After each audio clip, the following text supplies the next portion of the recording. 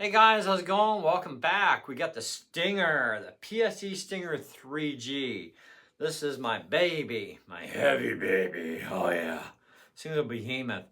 Anyways, another YouTuber had asked me tonight. He just got himself one of these things, same bow, and asked about sighting it in. He's having problems. I'm gonna try and do my best to help him, but also help all of you fine folk too, because it really doesn't matter what compound you have. If you've got a manual adjustable sight like this, these are the kind of sights we're talking about. We're not talking about the Glory Toys or the one I saw at my archery shop, which is worth about 10 times what my bow cost me. Oh my gosh. But, oh, Auto Ranger. Nice. Okay, so here's the deal. When you push your sight up, it brings your elevation down. And when you push your sight down, it moves your elevation up. When you move your sight to the left, it moves your shot placement to the right. And when you do the right, you go to the left, okay? So up is down is up, left is right, and right is left. Now, what I don't know is what spine of arrows he has. I also don't know the poundage his bow is set at. See, if you overspine your arrows for the weight of your bow, best of luck to you. If you underspine, that gets to be dangerous. Okay? Prime example. These are Predator 700 spine arrows. They have 85 grain tips that are glued in. Buggers. It's like, come on, I just want changeable tips. I want 100 grain. Anyways, but these arrows are literally only good for 25 pounds max, okay? According to the wonderful chart. But that's only when we don't exceed a certain poundage, okay? Now, these arrows are for a traditional bow, okay? But they're 700 spine, but it doesn't matter because, well, we can get 1,000 spine, we can get 800 spine for compound bows. We can also get 700 spine. And on 700 spine, it depends on how much weight you have, what kind of ratio you can use, based upon the length of your draw, which means the length of the arrow as well. Now, in general, what happens is, if you have a 28-inch draw, then your arrow should be 28 inches from the throat of the nock, so the bottom of the nock, okay, of the slot, to the front of the arrow, not including the tip. I get my arrows custom made, whether I get Easton's from my archery shop locally or whether I order them online from China, okay, I get them cut for my 28-inch draw. I get them cut at 28.5-inch shaft to shaft.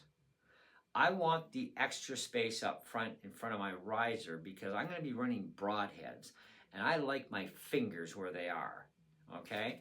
So I won't cut my arrows too short, okay? And I'm not going to make them excessively long because that also causes a lot of problems.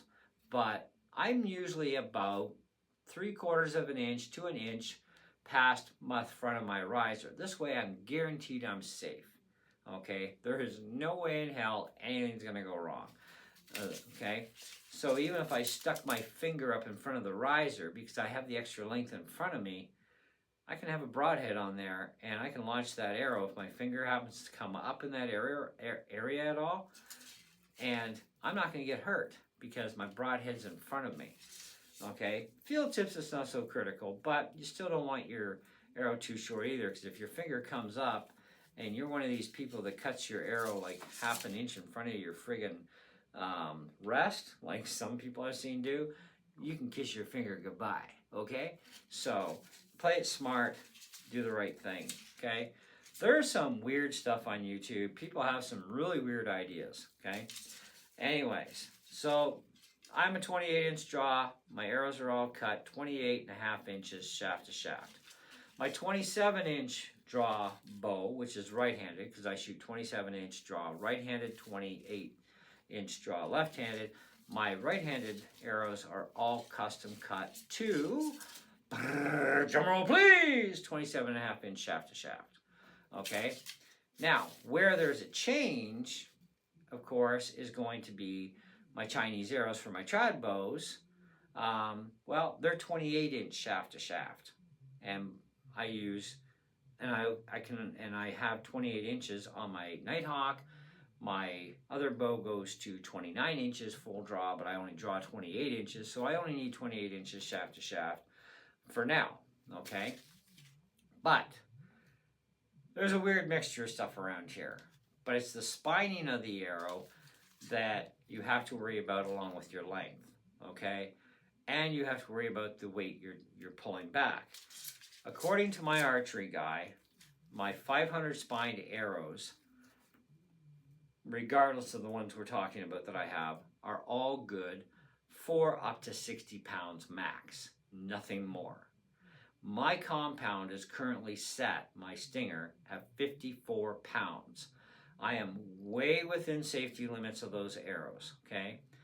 All right, now if I crank my bow to 60 pounds, I am at the edge. That is as far as I can go. If I go 65 pounds, okay, or 64 pounds, I can't use 500 spine anymore. I have to drop to 400. These charts are a reference guide only. They're not written in stone, but there is some math that makes total sense. 700 spined arrows do their best at 20 pounds. They do good at 26 pounds, okay? But they do their ultimate best at 20, all right? Now, that's with 85 grain tips. With a 100 grain tip, they might actually do really awesome at 20 and 26 pounds, even 28 pounds tops, but not a pound more than that, all right? So if I need more than that, well, I'm gonna have to go to a different spine. Like I'm gonna have to drop to 6, okay? Or I have to drop to 5. Now, my Nighthawk is currently set up with the 40-pound limbs on it, and with that, I run 500 spined arrows. Okay, now those 500 spined arrows that I use at 40 pounds happen to only weigh under 400 grain. Okay, I don't run my 520 grain arrows on it. I run them on my stinger because my stinger is set up to deal with those 520 grain arrows. Okay, so I don't know what this guy is using for the weight of his limbs, but he has to make sure, as do you, that the first thing you need to be concerned about is that you have the correct spine and the correct length of arrows for the poundage you're drawing on your bow, okay? That is the most critical thing first and foremost, okay? You've got to make sure that's correct. Otherwise, you can find yourself, if you have 700 spined arrows and you're putting 50 pounds through these things can shatter on launch and they're going to hurt you really bad, okay? So that's kind of where we're at. So make sure your arrows are spined properly and the length is proper for your draw length as well as for the poundage of the bow, making sure that spine is correct, that it's going to work within the limits of your weight. All right, now we get on to the nitty-gritties, the better stuff. Okay, how do we sight in our bow?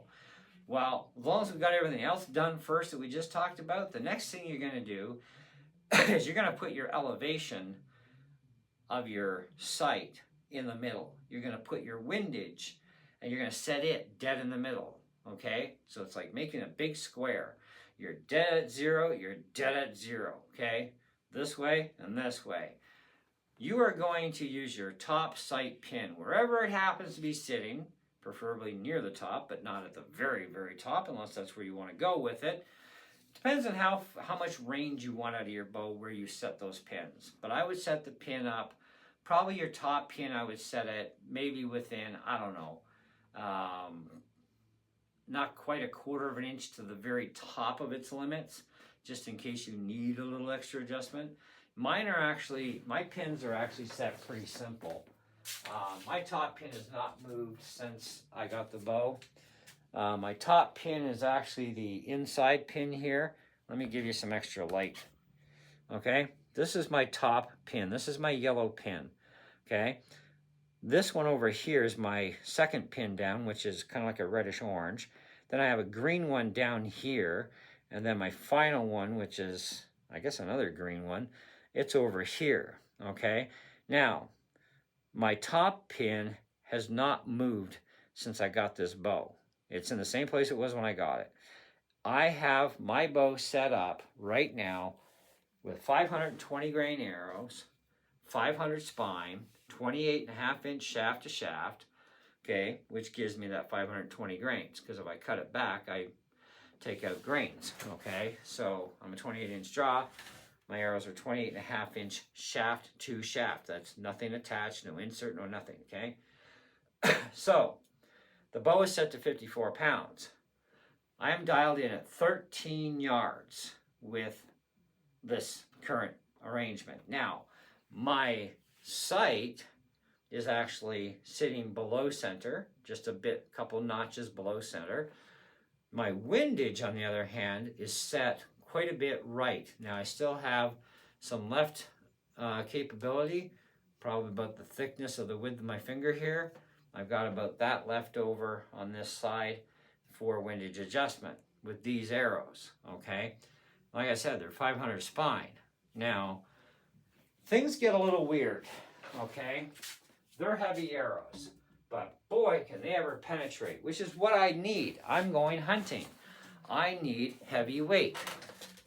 Turning that off, it hurts my eyes. So I need weight for penetration. I need poundage in my bow to shove those things through that animal with the broadheads I'm going to be using, which are Dead Meat version 2. Yeah, baby. Okay, deer die.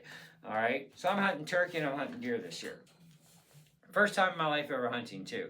Been watching some videos on how to do field dressing of a deer, and I haven't watched the turkey ones yet. I have a feeling that's going to be a little bit more gory. But hey, you know what? That's life. Suck it up. You want to put meat in your freezer? Kill it. Cut it up. Eat it. Yes. All right, I'm going to have help at least so I don't do anything wrong. But once you have your sighting set for your top pin, you don't have to touch the windage again, okay? Even the only thing you need to worry about after that is elevation, but you don't touch your elevation again. Once that sighting is done, in my case 13 yards on my first pin, I did my 13 yards, I got it set up. Boom, baby, locked on, okay? Now, as long as Mother Nature leaves me alone, as long as my arm stays steady enough, and I time my shot right, okay, I will hit the bullseye pretty much every friggin' time, okay? I can stack arrows now like this into the bullseye with that bow, with those arrows, okay? So, the other thing is, if you're going to get into archery, you need one of these. It's an arrow spine detector. It tells you how true your arrows are spinning, okay? Now, I've got a few arrows here that are kind of duds, but they can kind of, sort of, maybe a little bit group, kind of. There are 4 bad ones I got on my last order, okay? I ordered 24. I had 4 arrows that were bad. We've already settled up with Akmos. He's awesome to deal with. So, and I got to order some more arrows from him tomorrow. But the thing is, you need one of these. Because if you're having still a hard time sighting in your bow, even at 13 yards, there might be a problem with your arrows. So you need to check your arrows to see how true they spin. Now, my 700 spines, they spin absolutely perfect. My 500 spines that have feathers spin all absolutely perfect, and they're Akmos arrows. All of my camouflaged arrows spin fine, except for those 4 that were duds. And so I know that I've totally eliminated those out of the equation. The arrows are fine. My poundage for the 520 grain are fine, etc., etc. Okay? So the only other thing we have as a problem is me and Mother Nature. Is Mother Nature going to leave me alone? Maybe. If not, oh well. But don't ever sight your bow in on a windy day. That's just the stupidest thing you could ever do. Because when you're out hunting, okay, for example, or maybe you get a calm day and you're shooting and you're like, I had this thing sighted in, it was like dead bang on. Yeah, but you sighted in on a windy day. There's no wind. Now you got to re-sight back in. You should only sight your bow in. My advice, take it for what it's worth. I'm not an expert, but I can tell you this from enough time shooting guns. You never ever sight even a gun in when it's windy. You always sight at calm when there's no wind, or you do it indoors if you can. Okay? Either way, sight it in, no wind whatsoever. This way, you can get a pretty good idea on the windy days when you're practicing with the speed of those winds. You're going to know by the pressure hitting against you after you take a shot. Oh, excuse me. It'll hit left or right. Okay? Don't mess with your friggin' bow. Okay? Compensate. All right? Because that is your only chance. Your bow is sighted in perfect and setting perfect for your current setup.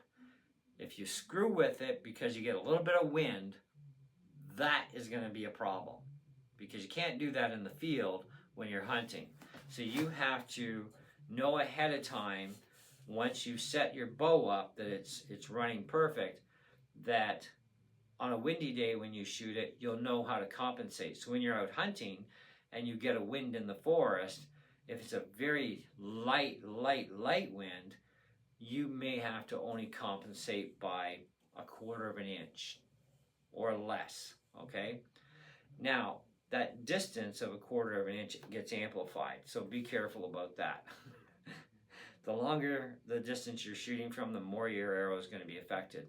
That's why hunters usually only do kill shots within 30 yards or less, because that arrow needs to make it there as fast as possible to have the least amount of problems with any kind of weather condition, okay? And you probably should learn to practice shooting in the rain. I know I need to, because it could start raining when you're hunting, and if you want that deer or that elk or that bear, okay, you need to know about shooting in the rain. How is that going to affect your shot? This is stuff you got to practice with, so that when you go out hunting, you'll know what the hell to do with your bow based on those conditions. You got to build up a brain memory here, not just muscle memory, brain memory. So when you go to set, once you set your first initial, the only thing you're going to move after that are those other pins. So your pin is going to go down to bring the elevation up, because when you go further away from, say, 13 yards, okay, you're going to start dealing with your second pin. Now, that second pin will be at a perfect yardage setup, okay, but where? And is that acceptable for you where it is? And can you remember enough to write it down? Now, my first pin and my second pin down are 13 and 26 yards. I don't know where the other two pins are realistically setting. I set them for the same distance, so I'm kind of hoping the math works out, 39 and then 52. But I'm probably going to be wrong. But I know right now that the way my spacing is between my top pin and my second pin, I am precisely at 13 and 26 yards. I also know that I have fudge room within about 6 feet, closer or further away, and still not having my shot affected. Okay? So, but if I go too much closer or too much further away, then my shot is affected. And I can't use my second pin until I actually hit 26 yards or 23 yards, because I know I have up to 3 yard fudge room. Okay? Up to. Okay? Now, here's where you get the other problem. You have to be spined correctly to the weight of your bow. I'm a 520 grain 500 spine. If I order a new set of 500 spined arrows and they're not camouflage like these ones, okay, or they don't have a full wrap at least, what happens? I have less weight. When I have less weight, I have to re-achieve that exact same weight precisely. Now, unfortunately, I won't get a broadhead that's going to put me that precise. So, what do? Well, I have basically two alternatives. I get some wrapping material and I add wrap 2 to get to that weight again, or I can resight my bow. but I can't run a wrapped arrow and an unwrapped arrow, even though they're both 500 spine, because the weights are too far apart from each other. Because the lighter, the one that's not wrapped is now 160 plus grains lighter, which means not only does it move faster, it also has less energy. Okay, and because it's moving faster, it's going to re-elevate itself. It's going to shoot higher. So that whole 13 yards and whatever else I set for all just went out the window. All right, and I've experienced this already myself, so I know for a fact. I'm talking facts. I have personally experienced this. All right, I have 4 Easton arrows here that are all exactly the same. These are 500 spine, and I can tell you that they spin absolutely perfect. Okay, and if I remember correctly, these are 390. Okay, get rid of that.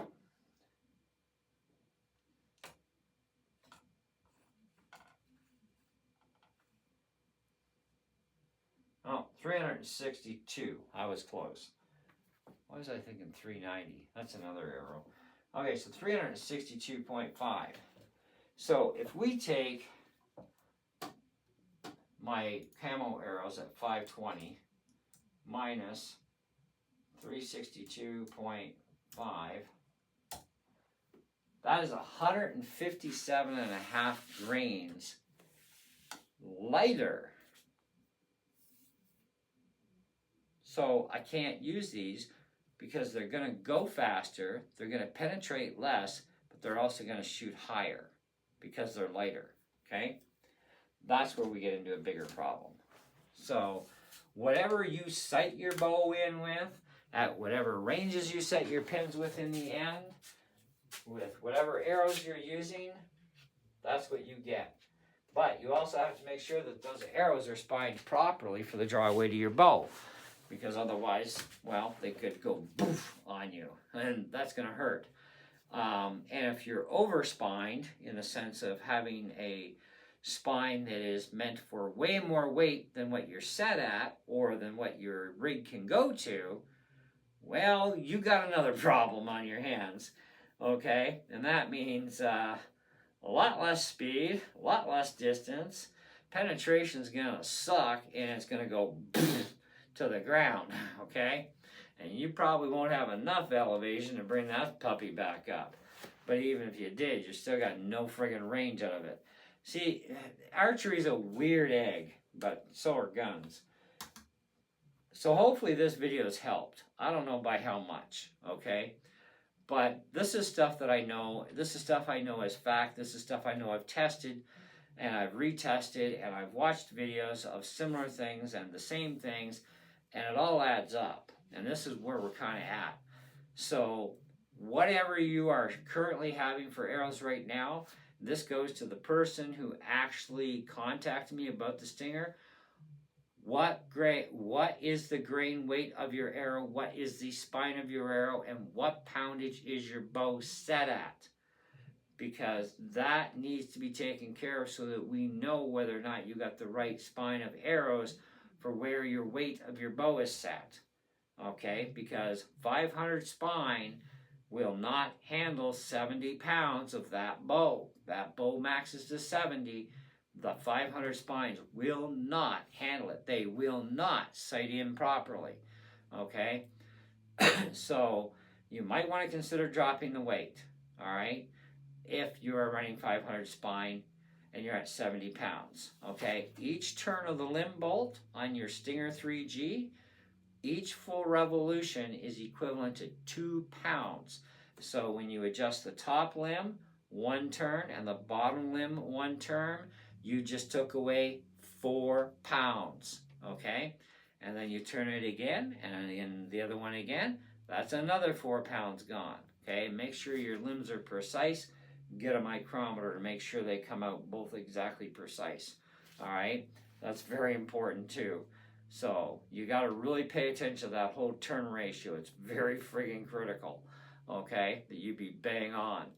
Anyways, other than that, guys, that's all I got for you on this subject for now. I may have missed a thing or two. I don't know for sure. But if you have more questions, please put them in the comments below. I will do the best I can to answer them. I'm constantly studying this stuff and learning more and more all the time too. So thanks for watching, and see you in the next one.